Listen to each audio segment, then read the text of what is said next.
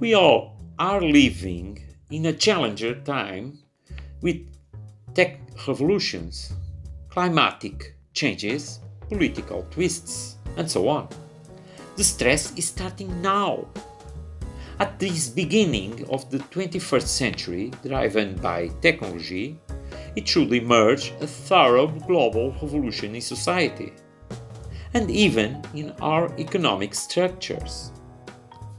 One example of changes relates to the youth behaviors, such as the millennials, whose objectives are quite different from their parents. They look for spaces and devices to use and not so to own. The real estate industry is not out of this overall revolution. Its main goal is to provide proper ambiences to humans and their activities to develop their wellness and even happiness. And ambiences are not only physical, as we feel with our senses, but also intangible, related to emotions, trust, or communication.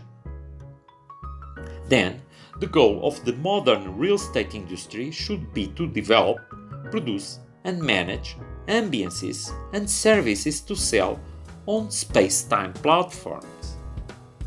The construction becomes a means to achieve those goals. But how to build and run those ambiences?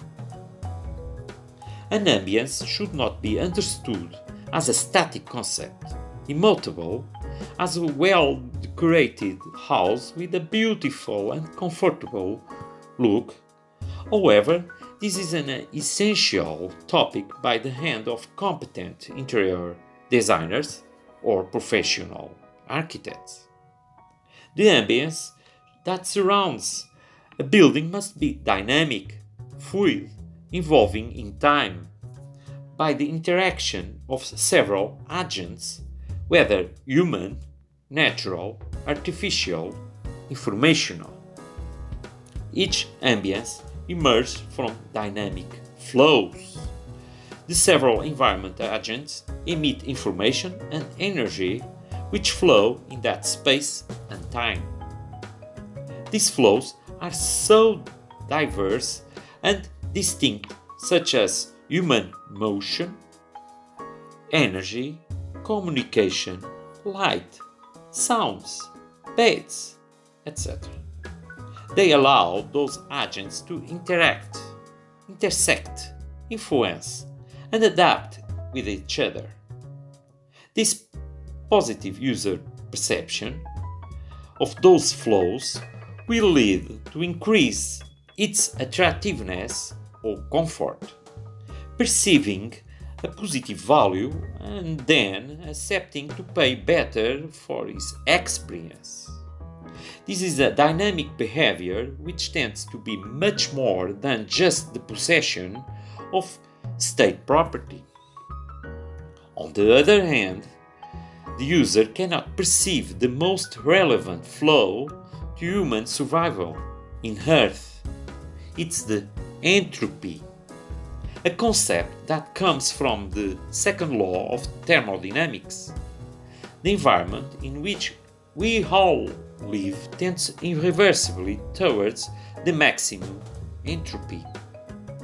Excluding energy exchange, only considering the transfer of matter with space, the Earth is a closed system. This means that in the present economic model, the entropy of the planet tends to increase very fast. Soon, it will be a dead system, which means the extinction of humanity. It's not possible to keep eternally the business model based on the production of goods to sell, use, or throw away. The Earth is limited.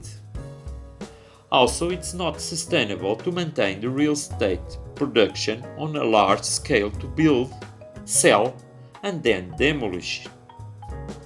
It's too much waste. It contributes to the high emissions of CO2. Like in the past times, it requires change to a new paradigm. The new paradigm will compel to sustainable solutions and a kind of a network economy and society. With the fourth industrial revolution, societies are becoming much more complex and dynamic than were in the past, based on organic networks of interconnected individuals who interact and influence each other. The technology allows more and more to increase the human interconnection all over the world in real time, to understand and manipulate the world at the level of the micro or even nano, such as the genes or the neurons, which constitute the intelligent living human body that performs as a system.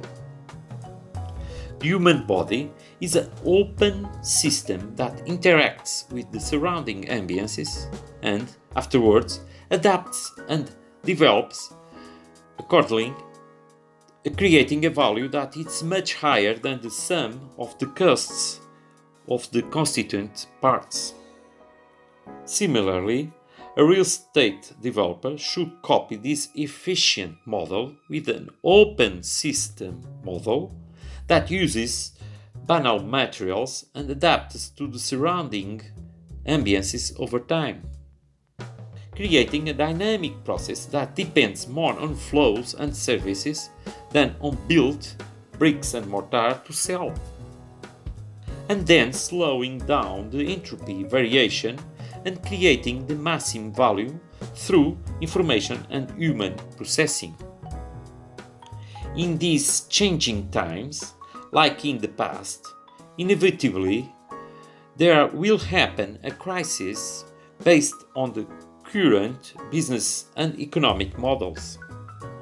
Afterwards, in crisis time, market leaders will seek new approaches to their business processes to limit their bankruptcy risks and to attract investors. Then it will emerge and grow new professional jobs that will explore and develop intangible issues, almost of them derived from rational and creative processes. Thank you. Click on the like button below. And don't forget to subscribe to the channel. If you want to be notified, click on the bell. Thank you.